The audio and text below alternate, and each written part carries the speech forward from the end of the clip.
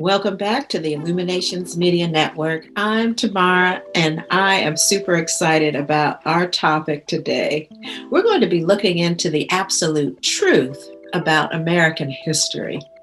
It may be very different from what you've been told, whether you are quote unquote a white American, a Black American, a Native, a Latino American.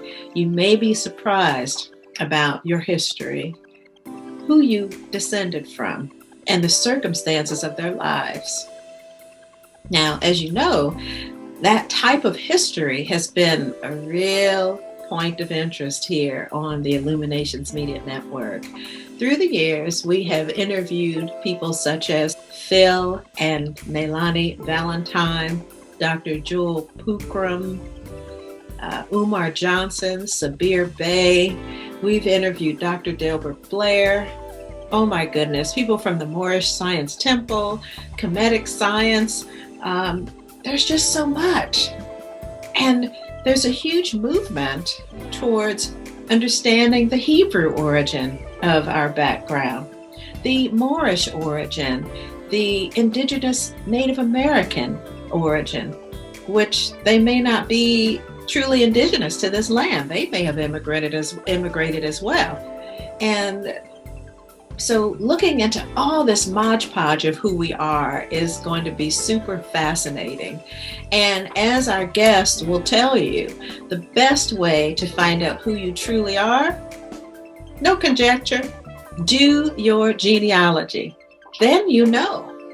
Here on the Illuminations Media Network, bulk of our work is about spirituality. And definitely, spirituality is a huge part. It's actually the majority of who we are, that non-physical part.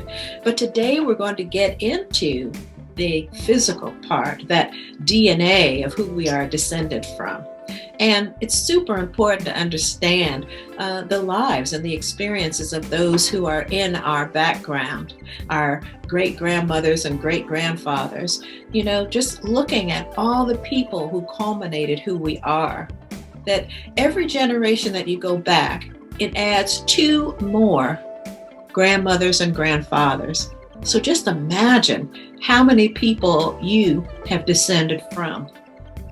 And the healing aspect of this, of knowing the circumstances of their lives, knowing who they were, helps you to understand yourself. Because every experience that they went through, all of their cultural beliefs, the triumphs, the wars that were lost, you know, that the history is all stored in their DNA, and it's also stored in your DNA. And so when you have certain traumas that go on, certain patterns in your life, we need to take a look at that so that we can reveal it and heal it. And the best way to reveal it is to look back into your genealogy. If you don't have family narratives that tell the stories, first, second, third hand, you can look at the historical lives, the situations that people found themselves in when they arrived on the shores of America, whether they were indentured servants, whether they were brought here as slaves, whether they were people who were already here when the Spaniards first arrived. There were certain experiences that they went through, and these experiences are within you. They're right down inside of you. So when we can discover this information, then, oh my goodness, we can begin to reveal and heal the traumas that have taken place. Here in America, we know that everyone has dealt with their traumas. And the birthing of America, there were several wars. There were wars with the people who were living here already. There were wars between the Europeans who were fighting over territory. There were wars that took place. And the thing is that we've got to understand that everybody scratches to survive. Everybody's scratched to make their mark here in this nation. And there was a different type of economic structure that was going on. I found out that many of my ancestors who were people of color had slaves. And there is no shame in that. You have to just recognize that that was the economic system of the time. That's how you came up. And that's how you survived and took care of your needs and your family. Today, we have a very different economic system. Some would say that it's still a type of slavery, but that's another story, another topic. But we have to look at people did what they needed to do in order to survive. You have to think that the ancestors that came over from Europe, there was a lot going on. There was a lot of terrorism. You had the Inquisition. You had serfdom, where people were not able to live freely. They weren't able to practice their spiritual principles and live the way that they wanted to live. So just like today, people are risking their lives to get over here to this free country. It was no different back then.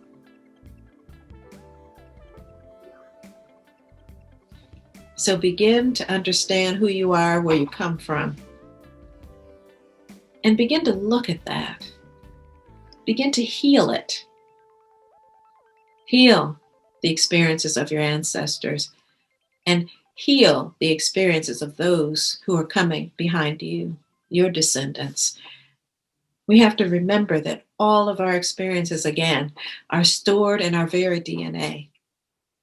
And when you become aware of them, they are no longer unconscious. When they become conscious, then you are able to do something about it. And you're able to free yourself and your family for generations. This is the work of Beyond Hypnosis. All of my clients are working through trauma. All of us are. And some of that trauma, we don't know where it came from. And oftentimes it's trauma that is generational. And so learning about who you are deep in your history helps to open your eyes so that you can actually take charge and do something about it. I'm Tamara, your host, and I'm super excited about our topic today. We have a very special guest. He is definitely a luminary. I have to have people on who are making a wonderful difference on the planet. We're in a very challenging time right now. It's a time of awakening. And as you know, knowledge is springing up out of nowhere. And one of the most important things that we need to be understanding, especially as Americans, is who we are. And that means understanding our true history, not the agreed upon story, but the real history. And our guest today, Kurimeo, is an American historian. I don't know if he'd call himself that, but I definitely believe that he is one of the great American historians of true American history. He's also a genealogist and he's a fellow gardener. And so we're going to talk a little bit about our gardens too, but right now we're going to get right to the point of all of this and the importance of it. So welcome to the show, Kurimeo, and I thank you for joining us here on the Illuminations Media Network. Hey, hello everybody. Tamara, thanks for having me. It's a pleasure to be here. Excited. Yeah. Thank you. I'm super excited because I am a huge fan of your YouTube channel. I mean, this brother has, I don't know, how many videos do you have up there about American history? I mean, it's got to be, I don't know, it's got to be at least 400. Well, I wish I had that many, but no, it's at least close, I think, over 200. Yeah. Okay. Well, it's quickly approaching that. They are in depth. This man goes to old books. Curry, what is the importance of going back into the old books to get true history? Well, in my case, my personal experience is, when I started going into the primary sources, the original sources that they quote in our school textbooks, I realized there was so much being left out. They'll probably quote a paragraph out of a 600-page book. So we have 600 other pages that we don't even know of information that we could have used that is helpful, that will help us understand better the history here and who was here and what really happened. So I took the initiative to go back and look for these sources myself and see if they were actually like fact checking, making sure that that is what they were saying. And a lot of the times, you find that it's saying it in a different way, and the way they're giving it to you, it's a whole with a whole different perspective that they want you to like think about. So yeah, it's very important, I think, to actually fact check and go to the source yourself and interpret the information yourself. And you do an awesome job of giving those who are enthusiastic about studying history. You actually give the references. You actually give the information so that they can go back in and find it for themselves, because certainly that is the best way to ascertain and really get the deep overstanding and understanding of information, is to get it yourself, right? You can hear another person's perspective, but you've got to do your own deep research. And I'm kudos to you for doing that, because there are a lot of people who will share information, they will quote others, but they're not going to give you the source. And so that's something that I so appreciate about what you are doing, for sure, you know. Yes, I think it's very important to show it, show that it's real and have people be able to go look for it on their own. Well, Curie, we are all here Americans, and we know that America is a huge melting pot. We've got people of all colors, we've got all religions here. I mean, this is what America was really founded upon. A land of freedom where you can actually be who you are. I think we do pretty well in that, looking at the mix of people that are here. Um, but in your studies and what you share, we've got an even deeper mix of people that is just speaking to the richness of who we are. A lot of hidden genealogy that you bring out. I mean, you break it on down. You go into the Moors, you go into the Hebrews, you go into I think we would call them the Mongolian people that came over, maybe across the Bering Strait. We go into the so-called Negro people who are also indigenous here, the Huguenots. Oh my goodness. I mean, everybody was already here, in the beginning. And if you would please go into who they found here when the Spanish people showed up in South and Central America first. Yeah, well, I'll try to summarize. So yeah, I guess as you were saying, a melting pot, right? And the thing is, it's been a melting pot for ages, not just when Europeans arrived or when it's colonizing. America's very ancient. It'll become mainstream information soon. That history is going to be rewritten soon. When we're talking about an old world, a true old world, and cradles of civilization, agriculture, all kinds of things. Everything that we can think about today that we use, that we always accredited, to Mesopotamia, ancient Egypt, the Greeks, Romans, all those civilizations. But actually, there was an origin to all their history, or how they picked up all their mythology. To us, they gave us mythology, but it was real things happening. This mythology ended up here in ancient America, and we're talking about melting pot. We're talking about that. If this is an older world, and the reason that they come and find so many influences of old world culture here, like out of place artifacts, or they'll find Egyptian script or Sumerian script or Hebrew script or anything like that all over the Americas. They're finding copper, bronze, all that in Europe. They're like, where do they get it? Because it's not even local. It's so pure. That what they had the Greeks and Romans, and then you come to find out that the only place where it's so pure like that is here in the States and Michigan, and you find the excavated mines from old long time ago, and in fact these things are not told to us. So yeah, there was all kinds of people here before the Europeans arrived. It's not a one. You can't be generalized. You can't generalize the Americans. It's a whole continent. We're talking about South America, Central America, North America. It wasn't just one people. It wasn't just one phenotype. It wasn't just one hair type. It wasn't just one complexion. We had many shades of what they would say the copper colored races.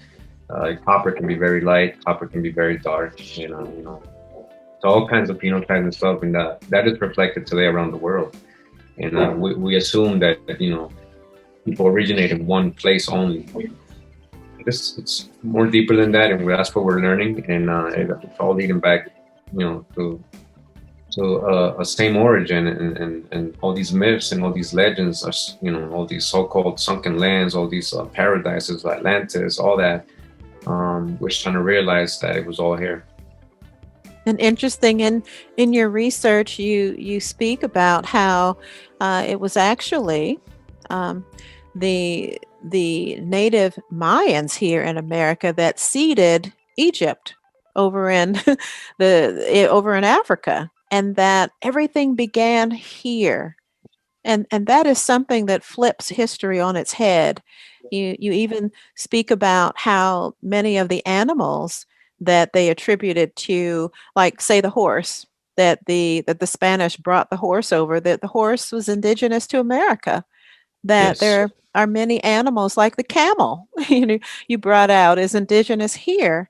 And so looking at all of that, we have to really let go of old misconceptions about what's really going on. Um, and so I would just love for you to share a little bit more about why and what you found that say, the pyramids that we know here. We've got how many pyramids here in America, North and South America, versus how many pyramids are over there in Africa in ancient Kemet. It's just mind blowing. It speaks directly to what you're saying, that it happened here first. Yes. Yeah. Regarding the pyramids, I mean, just alone in North America, the Smithsonian back in 1800, 1900s, when they were doing their surveys, they found at least 200,000 mounds, structures in North America alone.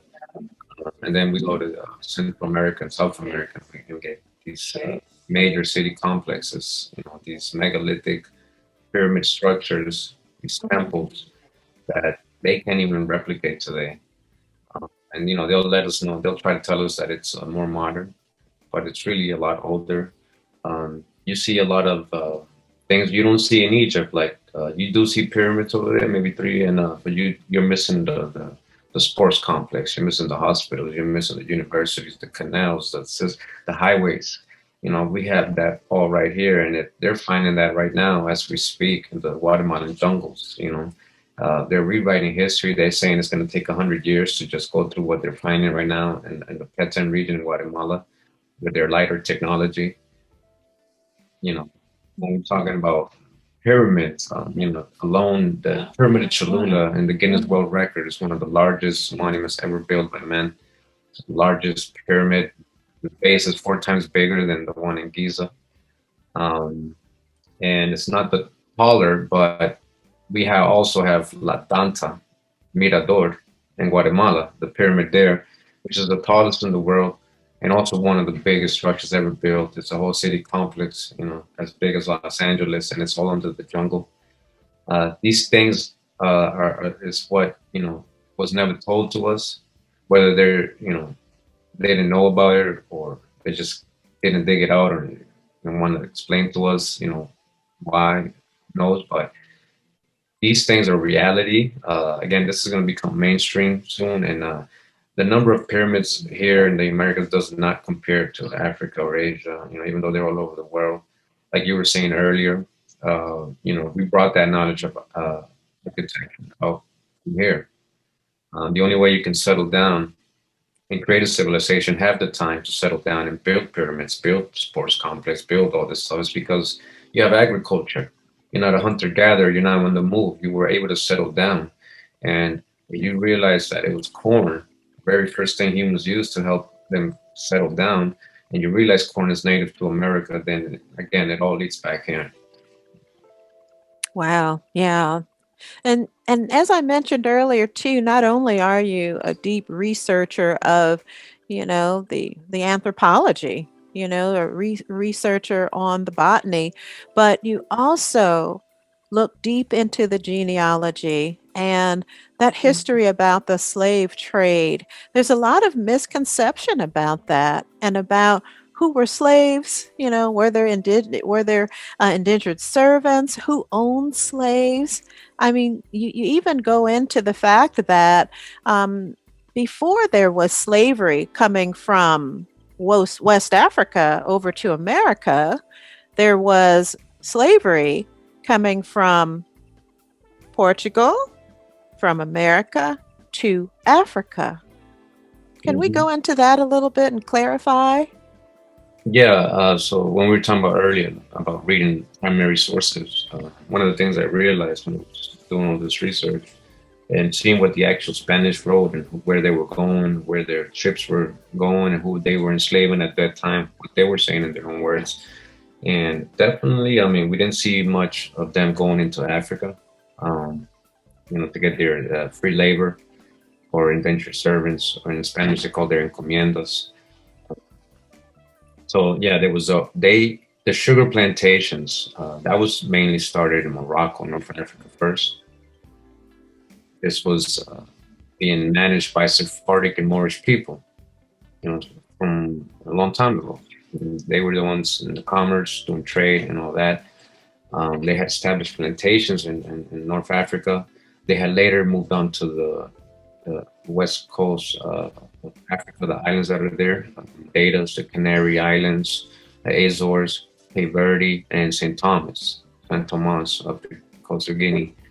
And they had become very successful. They were very expert at these Sephardic, Portuguese, Spaniard Jews that created plantations and the sugar plantations. They brought that knowledge over to South America, and there they were using American Indians as slaves. And whether it was if it was the Sephardic Jews running it, they were using the labor.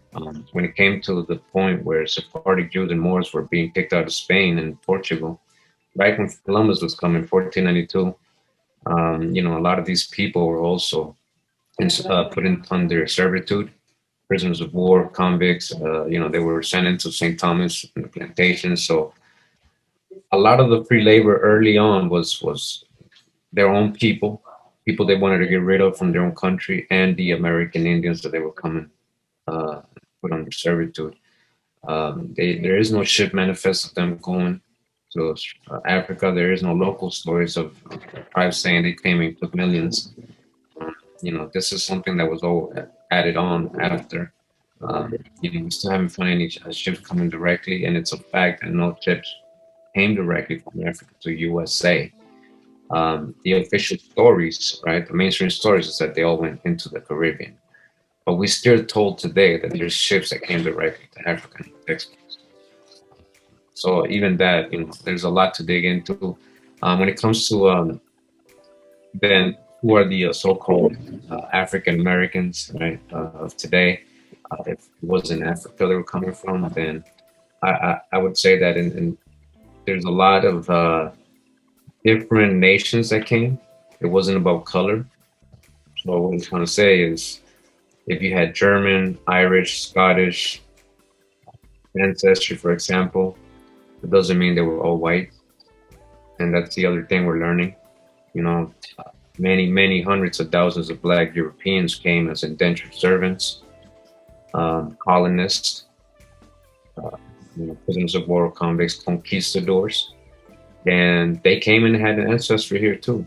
And a lot of that is in the genealogy of many of the so-called African Americans. So they're not just the American Indian, and that's something big we're finding out.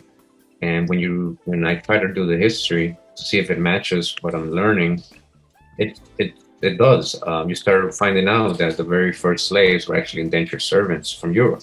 It wasn't from Africa. This is all recorded. You can go to Virginia and get all the records there. of the ship manifest, what they were doing, giving land grants uh, when they were colonizing, bringing people over in all kinds of ways to try to settle and colonize. They needed free labor, so they made it a business, a venture, and that's what these places are called companies, like the Plymouth Company, the Virginia Company. These are companies. They had ventures. They had it all mapped out and planned out. They didn't take risk. A business doesn't take a risk and go, hey, let's go try to go to Africa. Uh, we might get shot. We might die. We might not get anything. We might just get one.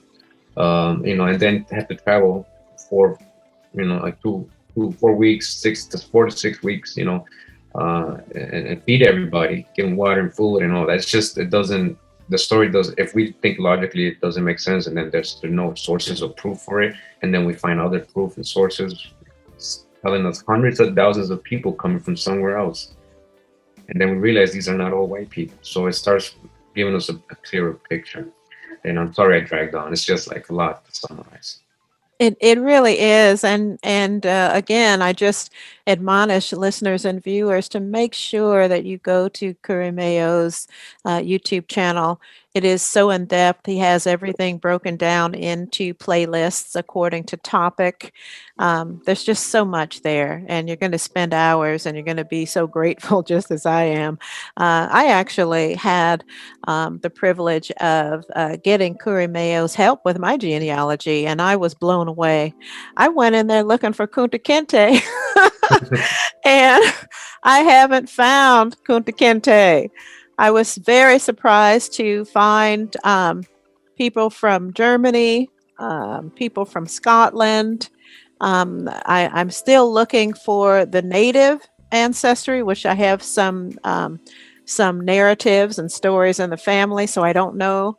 But I did find a lot of stuff from Europe that I wasn't expecting, and the recognition that they were not necessarily quote unquote white Europeans. That now many of them, were perhaps and probably people of color who were leaving Europe. And what that takes me to next, Kurimeo, is looking at that relationship of what was happening in the Iberian Peninsula, there with Spain and with Portugal, where they had the Moors there, who had ruled for quite a while.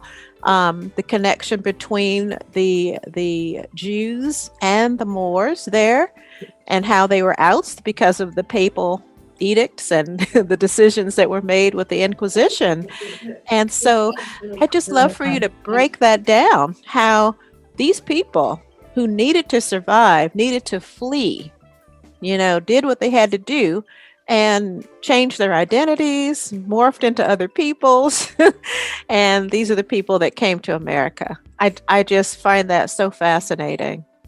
Yeah. Yeah, it's putting all that together was not easy, but as I was doing my research, I kept running into like terms and these different types of people, like Huguenots, Protestant, Presbyterians, New Christians, and they were always kind of refugees fleeing or being persecuted.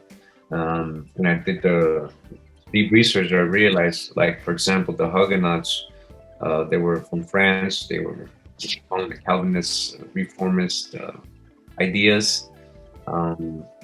And these people were actually originally Sephardic Jews and Moors, Muslim Moors that had been expelled from Spain and Portugal.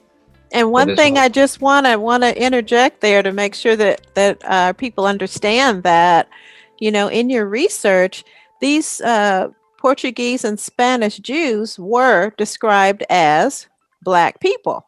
So we're not talking about the Germanic Ashkenazi Jews that we have over in Israel now. We're talking about Black Jews and Moors, right? Correct. So historically, it was the general consensus at the time, and those and primary sources from those times, that the Sephardic Jews, the Sephardic people, the Jewish people, so-called Jewish, were people of color. They're described as very dark complexion. So we know, based on mainstream history, that the supposed Moors, right, invaded Europe in 711 AD. We know this is written that they were held by the Jews, coming conquer because they had a common enemy at the time, who was ruling Spain. So they actually lived very prosperous under this Muslim rule for hundreds of years. The Sephardic Jews had titles as Nazi or princes of, and they were the ones helping with the commerce. They were involved also with the Moors and the silk routes trades and all that, all going to Asia in ancient times. So that all those years of that monopoly, that control, eventually by the time it came into colonial times where they were starting to come to America, they already had a monopoly. These people, they were the merchants, they were the ones in the seas. Even before Columbus came, they already had trade with Indians in Brazil, North America, because we know we found, turkey and corn in England and Wales and all that, and they have their stories where they got it from. And we already know about Prince Modoc and all those legends of them coming over here and the Vikings and all that before Columbus. So we know there was a trade going on in that part of the world, from Northeast America and Europe, and we know that the South American people, since ancient times, had been going over, as we mentioned earlier. Mayas and everybody. There was already ancient trade. People knew of the Americas. It wasn't like Columbus was the first guy. He didn't discover. You can't discover something where there's already people. You're not the first one. He wasn't lost. He know it was in India. He knew where he was coming. Yes, yes. No, he because of his Sephardic connections. This is a future video. There's a little exclusive right here. Columbus' real name is something else, and Columbus, Christopher's a title. That means the Christ bearer, he who brings the Christ. And so he has a different name. He was a Sephardic Jew from Portugal, not an Italian, navigator. So he had Moorish blood as well.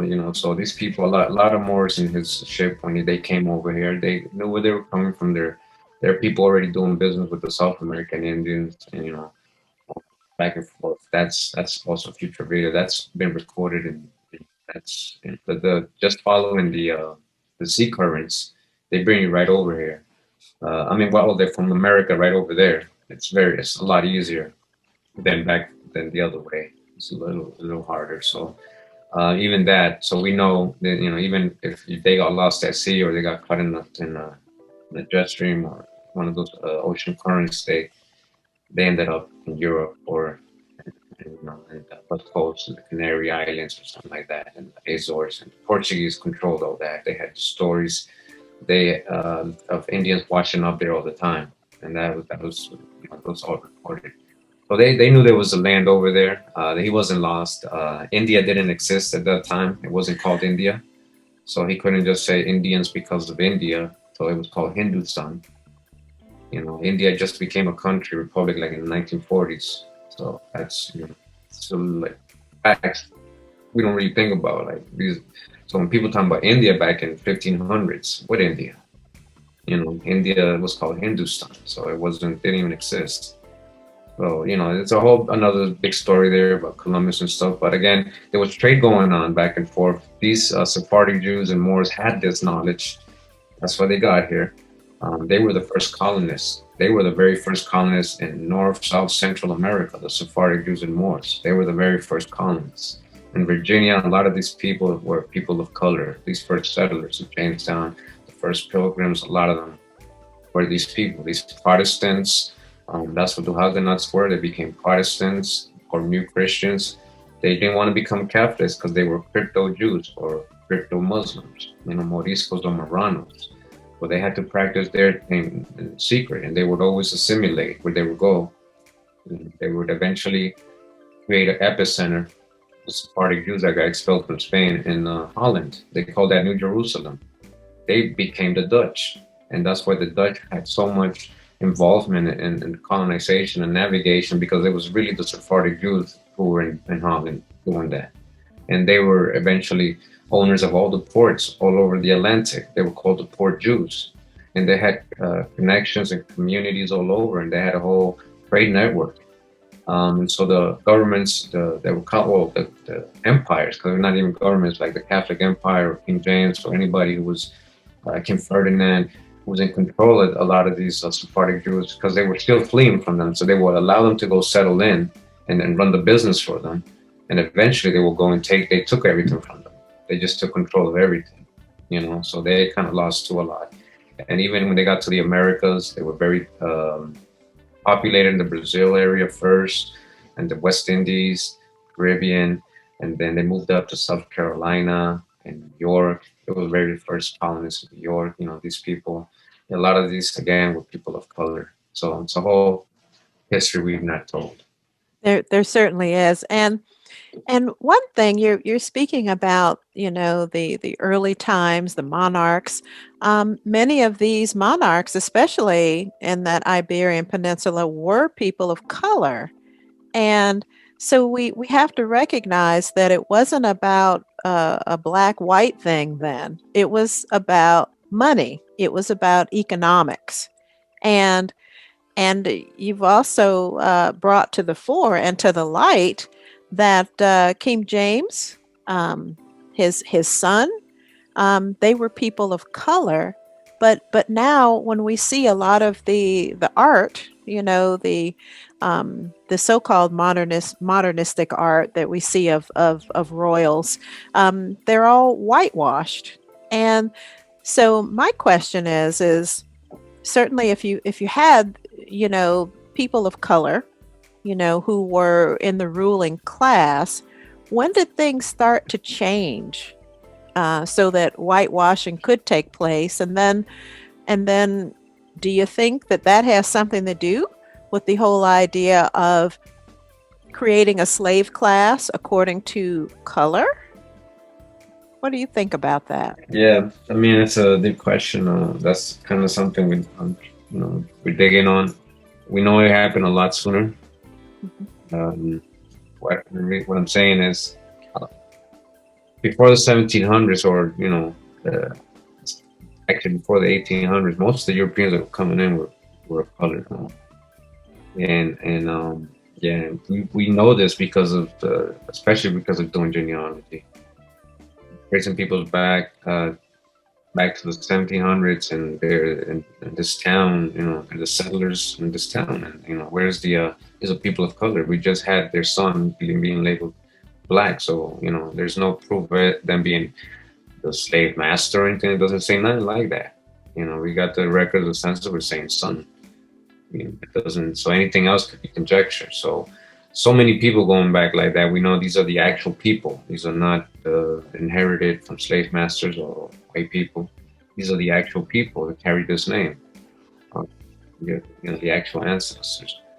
So we see that after the 1830s, there was a lot of revolutions going on in Europe. It's called the revolutions of the 1830s. You can Google that. It's about 30 years later, we got the Civil War. We got the slaves being emancipated in America. So there was a lot going on in the 1800s. When you do the genealogy, there is like a little barrier in the 1800s. And if you can get past that, you start getting historic, and that's where they don't. You're supposed to be back in Africa, and when you don't end up in Africa, that's what they're trying to kind of not. They don't even want you to get that far right there. Again, because we see that we know King James, old pictures of him. We know that the steward means swarthy. We know the descriptions of these people are being described as dark skin, dark complexion, black, swarthy, and all these old accounts, books from the 1700s. So we know that 1700s, Benjamin Franklin also is confirming that all these people are still colored, most of Europe.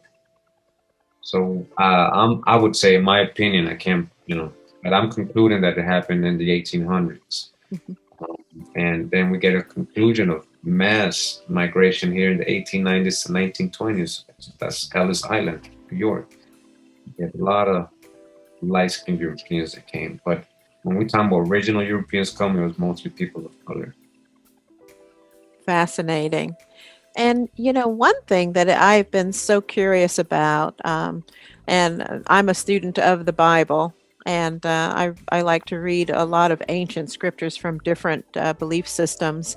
And it just seems like a lot of this history that's happening, especially around the Hebrews, the Jews, that forensic evidence in archaeology is actually showing up from what we've seen in the Bible. And so a lot of these Bible stories of things that happened with Abraham, with the Exodus, things that happened in Egypt, are showing up as actually happening here in America. What have been your findings on that? Yeah, so I had the same thought and I was finding the same thing. So when I started doing my own personal research, everything just started confirming. Well, I mean, I learned a lot from watching other videos too and learning from other people, and they were concluding so many things, and I was just so amazed. I was like, ah, I was thinking the same thing, and I couldn't believe somebody was proving it, something I already had thought. So I was like, if this is something I thought and then, I just thought it was a belief I had, and actually it's true, then what else do I believe in to be true? So that's why I started my journey, and especially with the Hebrew part, knowing that this was a true old world, and my own thought, that that would tell me that if we go biblical, then we have the Hebrews living here, the Canaanites, a lot of these old world nations living here too. And when we learned about the American Indian traditions, and culture, and everything, we noticed so much similarities as to what's written in the Old Testament about how Israelites, even the other nations lived, because there was not just as, like I said earlier, we can't just generalize like the Americas was one people. Many nations here, many nations. So if there was Hebrews, yes. So who was the Hebrews' neighbors? Yeah, they were here too. So it's not just oh, everybody's a Hebrew, everybody's a Canaanite, or everybody's a Moabite, or everybody's Ham. It's not like that. So yes, the Indians, their migration stories, the way they worship, the way they live, the ceremonies, the way they raise their children, the way they eat, everything was kind of like the same. We showed numerous references of when the Europeans arrived here, both the white and black Europeans, and what they were recording and seeing when they lived amongst the Indians, some of them for up to 40 years. There was no doubt in their mind who they had found, and they were describing these people as the lost tribes of Israel. Many of these tribes, and or they would say that they had been influenced from the old world. The Jews had come, or the nations had come and taught them Hebrew because they're finding Hebrew script over here. Uh, they're finding Hebrew words in the language. When the Columbus and them came, he brought an interpreter, Luis Torres, who spoke Hebrew, Chaldean, and Arabic, and he was able to communicate with the Indians. So it was a common language there somewhere, and it wasn't from their side; it was from over here already. So Interesting. yeah, It is a lot of very fascinating. yeah, Yeah. Because we have to keep in mind the Indians, that wasn't the name they called themselves. They didn't call themselves Indians, no, you know. This was a label that was given, by those who colonized. And I just find it yes, interesting. And that, brings me to, the idea of the different Judaic wars that happened where people were exiled to different places, and people were moved around, that if that happened here, that speaks to a lot of things that make sense because we know that in Illinois there are hundreds of pyramids, right? yes, All in the South, there are the mounds, which, are also essentially pyramids. And so a lot of even the Mississippi River, was that what was being referred to as the Nile, and was the Nile really the Nile? yeah, Yeah, it's all so mind blowing, and it's important for us to kind of just wash our brains, of what we've yeah, been indoctrinated to believe, and look at everything with a fresh eye. You yes. know, yeah, Well, I'm glad you brought that up. So there's so much, not just in Illinois, but we know that that whole area is called Little Egypt. We know Cairo and Memphis and all these names exist there. We know that there's mountains all through the Mississippi, going from the bottom all the way up. Even in other parts, there's so many mounds, and even the ones they destroyed. So when we know the etymology of words, when we study the etymology of words, we know that Egypt, Egypt is a Greek word, or Aegyptus. That was one of their gods. He was Yeah. actually the son of Belus. Aegyptus, the son of Belus. Also, Egyptus goes to house of Pita or Pa, house of Pa, or the temple of Pa, right? Meaning a temple that was in Memphis. What Memphis? So Which it's one? yeah. Yeah. So because it's not a landmass, it's not specific. Egypt does not specifically mean a landmass in Africa. It has a specific etymology. The Temple of Pita. That doesn't tell me anything about a location.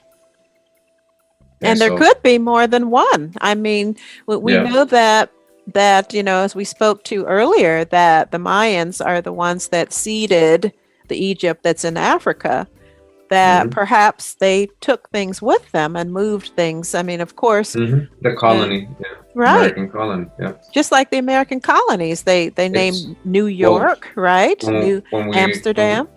Hmm. exactly, and when we read the Egyptian mythology and when we read books like the Book of the Dead and all that, based on their own history, we know that they called their land Tamari. They didn't call it Egypt. Based on their history, they called it Tamari, right? And we know that when they're talking about their gods and mythology, they all call them the Westerners, that they came from a distant Western land. And they're one of their main gods who helped civilize and found Egypt was Thoth. Thoth is referred to being from a Westerner. He's referred to being from a lake of fire. There is no exact location where he was born. It's not Egypt. It wasn't in their land. They admit this in their own writings. You study Egyptology, based on what they translated. I'm talking about German people translating supposedly the hieroglyphics. So we got to trust them. They translated all the hieroglyphics, and so they're telling us based on their translation of that Book of the Dead that Thoth is from the Lake of Fire. He's from a place in distant Western land, the underworld, right? Because it's coming from where the sun sets of the west, and there was a lake of fire, meaning there was two volcanoes. He lived in a city in a lake, as says in the books of the dead, in a city in a lake with two volcanoes surrounding it. When you look into the history, if there's a place like that in America, I found. I mean, we know that Tenochtitlan, where Mexico City yesterday, that was a lake. Tenochtitlan was founded on a lake, and there's two volcanoes overlooking it. This is part of their mythology. So this is the same mythology as in the Book of the Dead. Even in when you go to esoteric sources or whatever you want to call it, New Age or even wisdom, some people, we go to the Emerald Tablets of Thoth. He lets you know he came from Atlantis. He brought the knowledge and the science over to Kem, the sons of Kem, Ham, where the sun rises to the east, to the cave dwellers. He called them the cave dwellers. And so we can go many angles with this, but it's always going to lead back to the same stories that we have over here. That's what I'm saying. So Nile in Greek means great river. Hmm. Nile doesn't mean a landmass in Africa, right? Right. When we break down the etymology of Mississippi, it's an Ojibwe word, and it means great river. Wow. Exactly the same. But which one are we talking about? When we know corn is from here, and we know Egyptians had corn and all that, then you just got to put everything together. Have it put it And all together. And when you mentioned about Thoth and where he was from, I remembered reading the Emerald Tablets years ago, and supposedly he was from Atlantis. yes, And you bring about that whole etymology, the connection of Atlantis and Azatlan. Same place, perhaps? well, the ATL, they don't know. Okay, so historians will say they don't know how the Greeks got the name Atlantis. Where's their etymology? Because it's not part of their language.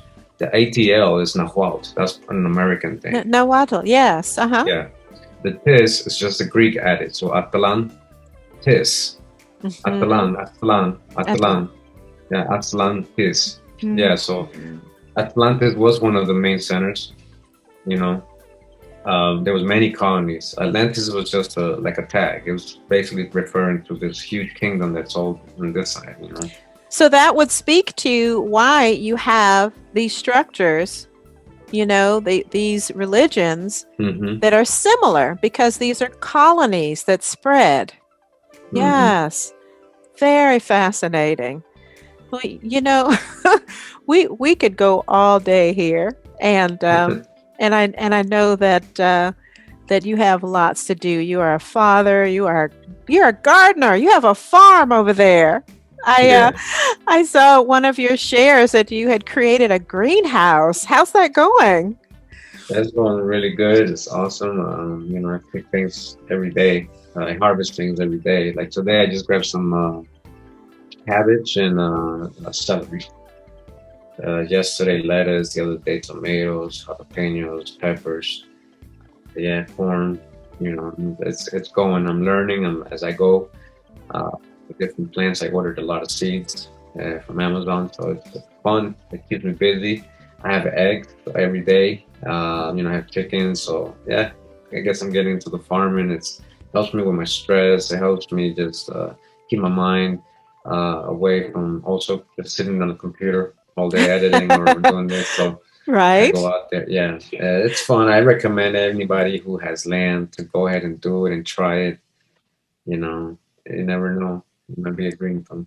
Well, I love it. I know that you're in Central America. You've probably got year-round growing weather. Well, I'm here in Seattle, and so our growing season is a little limited, but I've got several raised beds out there. I just kind of started up because, we just got past our last frost. So I was able to put some things out. So I've got peas coming up. I've got my spinach, all of my greens. I've got bok choy, tut choy, Hmm. tomatoes, just everything. Waiting for the Yeah, peppers. Peppers like it hot though, so we're going to yeah. save those. Well, I think it becomes an ancestral thing, as we're Ah, talking about history and we're talking about farming and history, so we can mix it. And just one fact that anybody can look up, we're talking about a cradle of civilization or a cradle of man, not just civilization.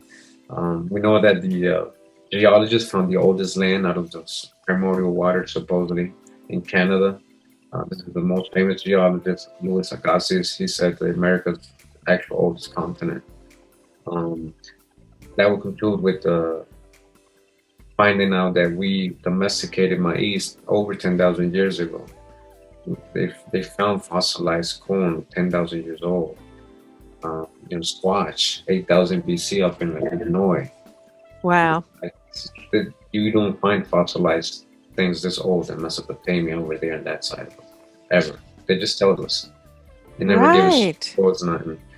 But you can find all this here in Africa. Out of 640 food crops they have, 600 of those are of American origin.